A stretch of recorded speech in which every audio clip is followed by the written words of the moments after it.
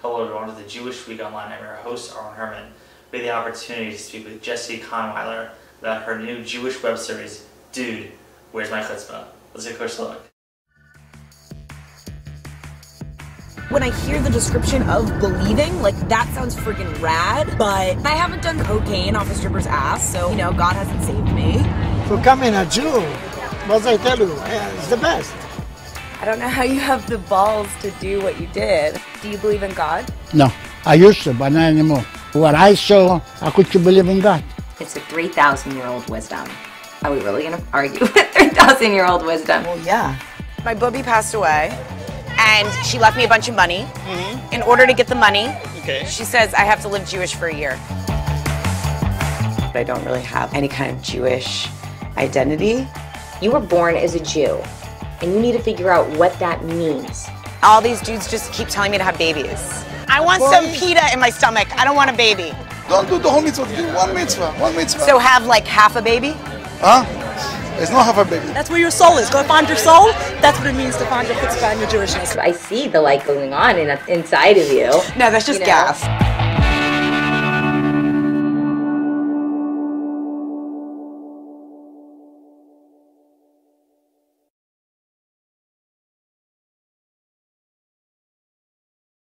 So tell us a little bit why you decided to create this series.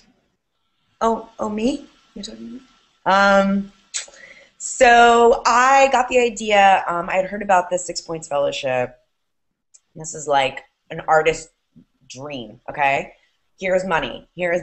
Go create work, but it has to be about being Jewish. So I totally panicked. And I was like, I don't know anything about being Jewish. Like, I eat bagels. I made out with an Israeli soldier on birthright. Like, that's about it. That's like my biggest Jewish identity, you know? I'm still living off my bar mitzvah money. But I didn't have a proactive sense of Jewish identity.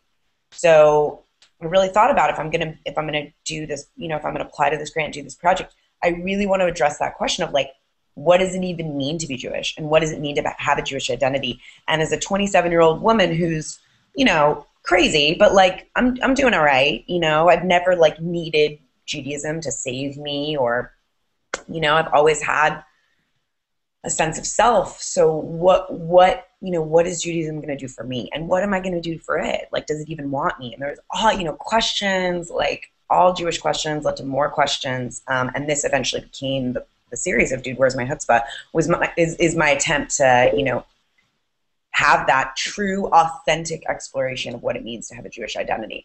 And it wasn't, you know, I refused to have any kind of bullshit message about it. The goal wasn't like that I turn into this crazy super Jew. The goal was the journey. One of the things that I really loved about your segments is that you can see the heart. You know, like, you have a lot of comedy in it, even from like the first scene, where you're kind of like, you know, whatever, I'm here, you know, my Bubbie, she would love to have, like, you know, me in the room with a Jewish doctor. But you can sense that, like, your Bubbie was, like, really important to you. How do you balance comedy and, like, an emotion that you don't want to show but you want to show? Yeah, absolutely, totally. Well, I think it's a very, you know, in doing so much research for this project, of course, I looked back and I studied. You know, one of the really interesting things about it was I myself found out that I was so Jewish, and I didn't even really realize it. I was already so Jewish, and a huge part of that was in my creative process and how I looked at the world through this comedic lens. And to me, it's never about, in my experience, it's never about going for the joke. It's never, the punchline is never, you know, the goal here. It's just the lens in which I saw this experience and the way that I see my life, and I think a lot of Jewish humor is really dedicated to, is kind of laughing through the tears and that line of comedy and tragedy and how we cope, you know, how I deal with my own Bubbie's death in real life, you know. There are so many just crazy, surreal moments that, to me, it's like, if you're not going to laugh, you're going to cry. And it can be both, and kind of treading on that line is the interesting place. I think that people are so, you know, it's like, okay, well, this is a comedy and this is a tragedy, and that's not how my life is. It's always a bit of both. So kind of interweaving those sections, it just really came naturally. It just came from my, like I said, my own lens and how I see the world. There are some really classic lines in this series. I mean, some of the things I was just like, that is just brilliant. You know, that just how does that like come into it? You know, when you're talking to the rabbi in your when you first come in to meet the rabbi, and you're like, oh, you know, I'm here to meet the rabbi, and it's a one rabbi, but you don't even make that connection, and you're like, oh, sorry, you know, like what how did you decide to like put the certain scenes together? Well, Aaron, when you're a complete idiot in real life, it really is easy to just translate over.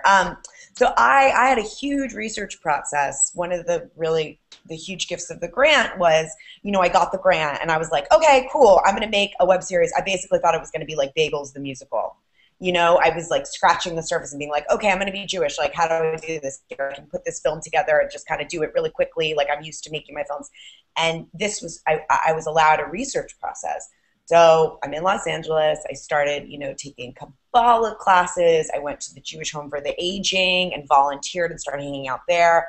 I called it Holocaust survivor speed dating. I would go to the Holocaust Museum, listen to the survivors, buy them, you know, take them out for a cup of coffee afterwards. I interviewed probably over 25 rabbis in the Los Angeles area from all different sects and backgrounds, and eventually turned that into a podcast. But I really was, again, trying to have this authentic journey and process. And through that, you know, all of these experiences are really directly inspired from what happened in those 6 months. So meeting the rabbi and going to the Orthodox home, I mean, you can't, I kept just saying, you know, you can't make this stuff up. And I didn't really have to, you know. How did you get connected to the 6 Point Fellowship? I have one of my mentors out here actually recommended that I apply, and I heard about it, and yeah, so I went in and I applied. And you know, the really crazy thing about it is it's really the first time in my life where I've really been made to believe that like art is important and it makes a difference, you know. And to have that kind of support through this process, I mean, I wouldn't have been able to do it any other way. To have, I mean, it's a fellowship of people from all different kinds of artists and backgrounds, and the support that they give you. And I'm really not just like blowing smoke up your ass, like really, you know, it's been a 2-year process. So the support that they've given me, but also allowed me to go to these really scary places, you know, both in my head and literally like going to the West Bank in Israel. Yeah, I mean, it's been an incredible support system for me to be able to go and make this, and I'm really grateful to it, you know. One of the classic parts of the segment is that you dress up as a kosher pickle, and you know. Oh, just wait till you get to Israel, honey. You haven't even seen nothing yet. I'm getting excited already. When I hear West Bank, I can only imagine what you're gonna do. But there's certain traditional things that come up even when you're taking pictures of like you doing Jewish, you know, and taking a picture of the, you know, the cheese on your pastrami. You're like, is that kosher? You know, like, you're like, yeah, you know, that's you want a bargain.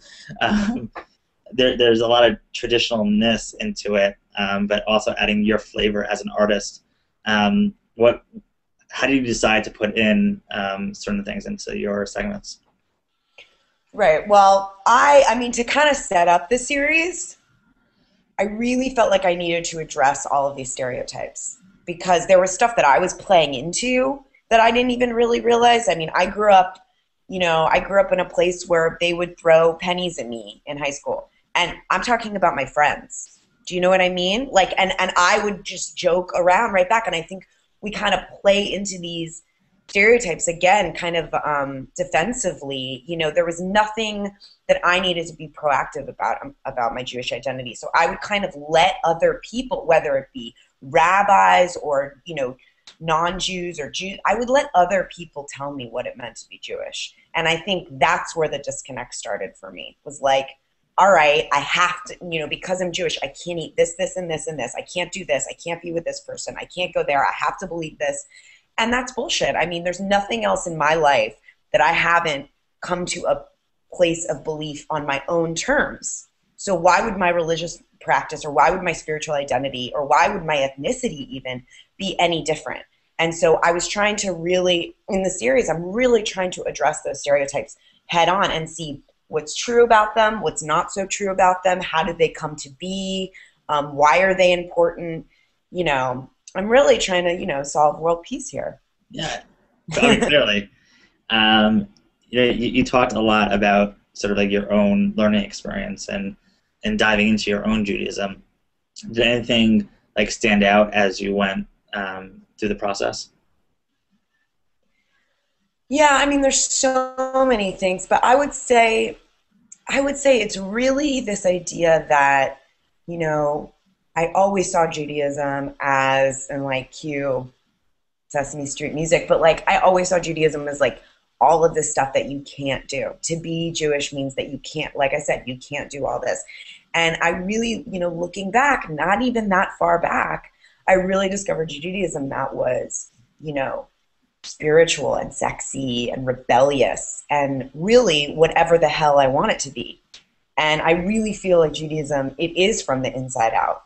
You know, it doesn't, let's like take a step back from all of these ways that we're told we need to feel and these ways that we need to practice and really look at how, for me, like what is the spark inside of me? And how am I going to use that spark? How is that going to manifest in the rest of the world? And to me, that makes a Judaism that I'm proud to be a part of. And there's a lot of adversity, and there's a lot, you know, there's so many different sects, and and for every Torah, for every line of the Torah, there's 5 billion lines that argue for and against it. And that's the beauty of it, is that it is an argument and an active conversation. And once it stops being that, then I really think we're in trouble. So I think this series for me is really just my own commentary, you know? I mean, you definitely have your own flavor when it comes to embodying the Jewishness around you and trying to explain like what it means to you and where you want to go to get this gift. What are you hoping audiences will take away from the segments? Yeah, I mean, I think a big thing is, I mean, I try not to get too preachy when my, you know, whatever people want to take away, they can, you know what I mean? That's kind of their own relationship and journey. But I would say for me, I would really hope that people would, you know, one, look beyond some of the stereotypes, again, that is set up in Judaism, you know, specifically with the Orthodox community. I know just in my experience going in, you know, there was just doors blowing wide open every single day. And I'll just tell you one brief little story. You know, as a tried and true feminist, going into these homes, you know, you have these preconceived, you know, notions of what these Orthodox women go through. And, you know, I said to this Orthodox woman, she's got 10 kids, you know, she's got 3 hanging off her breast, and, you know, she's just managing everything. Everything's crazy. And I was like, you know, dude, this is awesome for you, but like, I'm a feminist. Like, I could never get into this. And she looks at me, you know, as Moishi's like mid-suck, and she's like, you know, I'm a feminist too. And that just kind of blew my mind, because it's like, well, yeah, you are. You know, who says that my definition of what it means to be a feminist, or what it means to believe in God, or what it means to be, you know, it's kind of everybody's own personal relationship. Now, there's lots of controversy that go into that, and you know, there's a lot of hate, and there's a lot of nastiness, I think, between Jews, and how everybody wants to be in each other's business, and it's not really anybody else's concern how you do Judaism, you know, or if you do Judaism or not. And so I'm kind of trying to, again, speak to my personal experience and all the good that I saw along the way, and all the controversy too. You know, this is real. There's a lot of bad shit that I saw too, but yeah, I think that's part of it. That's part of the process. So how many segments do you already have filmed? So there's 11 episodes. Yes, we have 3 more in LA, and then I go to Israel, and then stuff gets beyond kosher, so to speak. Stuff gets crazy. And as you're going through this process, do you have like your end vision? Like, what's your hope for this web series? Do you want it to get picked up? by like an HBO or something like that? Like Were you a producer?